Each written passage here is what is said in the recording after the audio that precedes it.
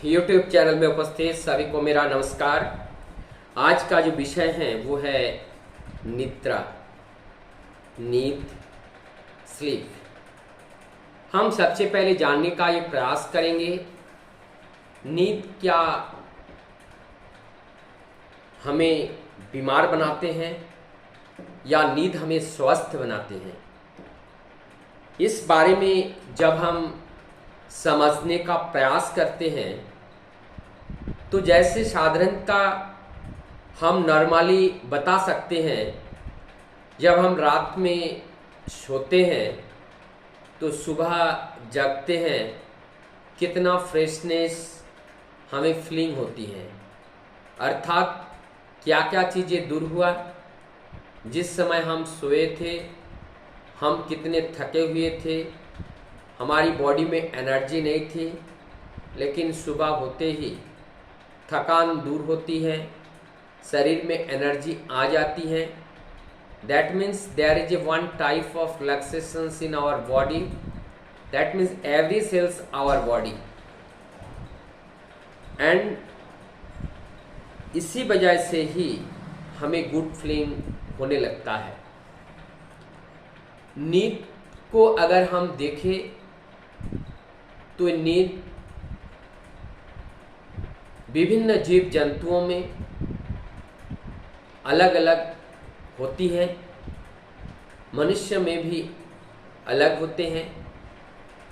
नींद का जो साइकिल है वो भी एक छोटी छोटी साइकिल में नींद पूरा होती है। तो हम यहाँ पर नींद की अवस्था को अगर हम देखें, यहाँ पे चेतन और अवचेतन। चेतन माने जागृत अवस्था, जब हम जागे रहते हैं, और एक होते हैं सुषुप्त अवस्था, स्वप्न अवस्था, तंद्रा अवस्था। ये जो नींद के प्रकार हैं, हम तंद्रा में रहते हैं। तंद्रा में नींद कभी पूरी नहीं होती है, और तंद्रा शारीरिक दुर्बलता, मानसिक अस्थिरता, बुद्धिहीनता के वजह से ये तंद्रात्मक नींद हमें आती है। एक है सपन, जो हमें निद्रा काल में स्वप्न देखते हैं, और वो स्वप्न देखते देखते टाइम निकल जाती है। जहाँ पे चाहे वो तंद्रा हो, चाहे वो सपन हो, ये नींद अच्छी नहीं होती है। नींद तो अगर आयुर्वेद के अनुसार अगर हम देखें, प्रत्येक शरीर में वात, पित्त और कफ, इस तीन गुण से ये शरीर बनता है। तीन गुण के एबनॉर्मल चेंजेस से बीमारी बनते हैं, और इनके बैलेंस से बीमारी ठीक होता है। तो जो पित्त दोषक व्यक्ति हैं उनकी नींद अलग होती है, कफ दोषक व्यक्ति के नींद अलग, और वात दोषक व्यक्ति के नींद अलग होते हैं। स्वप्न का भी एक विज्ञान है, तो बाद में डिस्कशन करेंगे। तो इस तरह से हमारी जो नींद है, वात, पित्त, कफ के आधार पर लोगों का नींद भी अलग अलग होती है। उसके बाद हमारा ये शरीर तीन गुण से बने हैं, सतगुण, रजगुण और तमगुण। रजगुण और तमगुण के प्रभाव से जो नींद आती है, वो नींद हमें सेटिस्फेक्शन नहीं देती है। लेकिन जो सात्विक की नींद होती है, वो नींद वास्तविक स्लीप है वो, और उससे शरीर की पुष्टि, शरीर का आनंद एक अलग तरीके का होता है। इसीलिए कोशिश करना चाहिए सात्विक नींद कम समय में लेने से भी काम चल जाता है, लेकिन रजोगुणी और तमोगुणी जो व्यक्ति होते हैं वो नींद अगर 8 घंटे से भी ज़्यादा ले रहे हैं तब भी उनको लगता है कि मैंने नहीं सोया। अब नींद की जब बात आई, इस बात को भी क्लियर करता हुआ चलूं, नींद किसका कितना ज़रूरत है। नवजात शिशु के लिए 2/3 3 हिस्से का 2 हिस्सा वो सोकर ही बिताते हैं, और उसके बाद बच्चा थोड़ा बड़ा होता है तो 3 हिस्से का 1 हिस्सा अर्थात 8 घंटा उन्हें सोने का ज़रूरत होते हैं, और बच्चा सब जैसे एडोलसेंस को क्रॉस करता है तो मिनिमम 6 से 8 घंटे की नींद उसमें होनी चाहिए। 8 से ज़्यादा ना हो, 6 से कम ना हो। और जब टीन एज को पार करते हैं तब जाकर के नींद 6 घंटे से ज़्यादा ना हो, 4 घंटे से कम ना हो। अध्यापना करने वाले साधक साधिकाएं, पढ़ने वाले बच्चों को ही मैं साधक साधिका ही कह रहा हूँ, क्योंकि विद्यार्थी जीवन ही एक ब्रह्मचार्य जीवन होता है, ये साधना का जीवन है। इसलिए साधना के जीवन में निद्रा कितनी लेनी चाहिए ये बहुत ही इम्पोर्टेंट है। निद्रा हमारे शरीर को स्वस्थ रखती है, लेकिन निद्रा अगर ज़्यादा प्रयोग करे तो हमारा भविष्य को भी बिगाड़ देता है। तो ना तो हमारा स्वास्थ्य बिगड़े, ना तो हमारा भविष्य बिगड़े। निद्रा उतना ही लेना चाहिए जितना लेने से हमारा वर्तमान, भूत, भविष्य तीनों बरकरार रहे।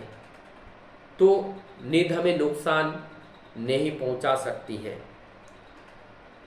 हम देखते हैं चेतन और अवचेतन।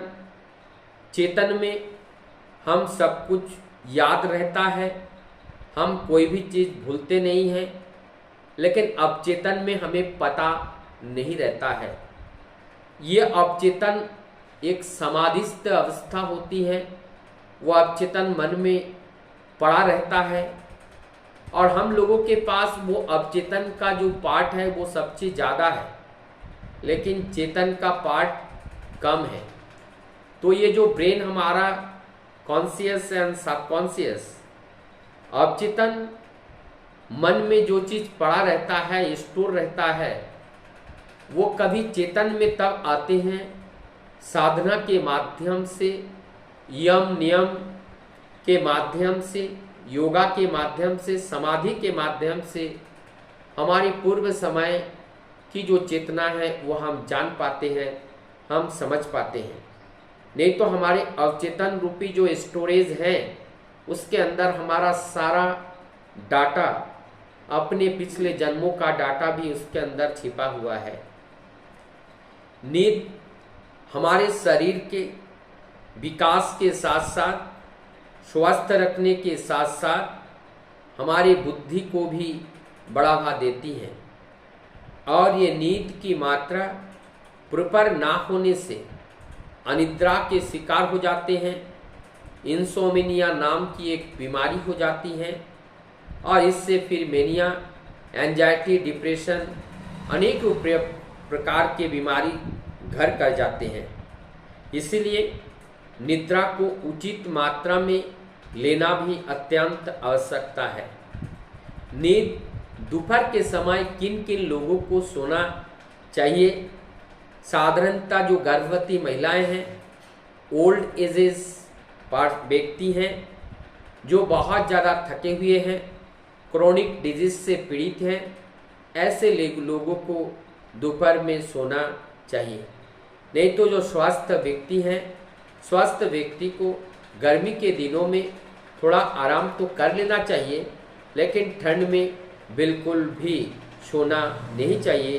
वो स्वास्थ्य के लिए लाभदायक नहीं, नुकसान होता है। तो ये जो नींद है हमारे जीवन के लिए, हमारी मेमोरी के लिए भी बहुत बड़ा रोल अदा करता है।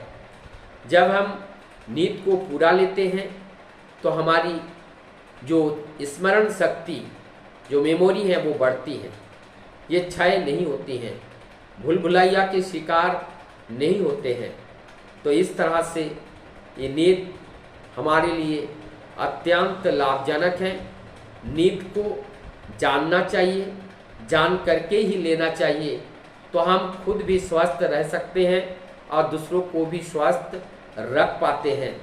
तो नींद एक बीमारी भी है और नींद एक स्वस्थ रहने की रेमेडीज़ भी है। तो इस बात को हमें अच्छी तरह से जानकारी के साथ इसे प्रयोग करना चाहिए। मुझे लगता है आप लोगों को ये कुछ बातें अच्छा लगा होगा।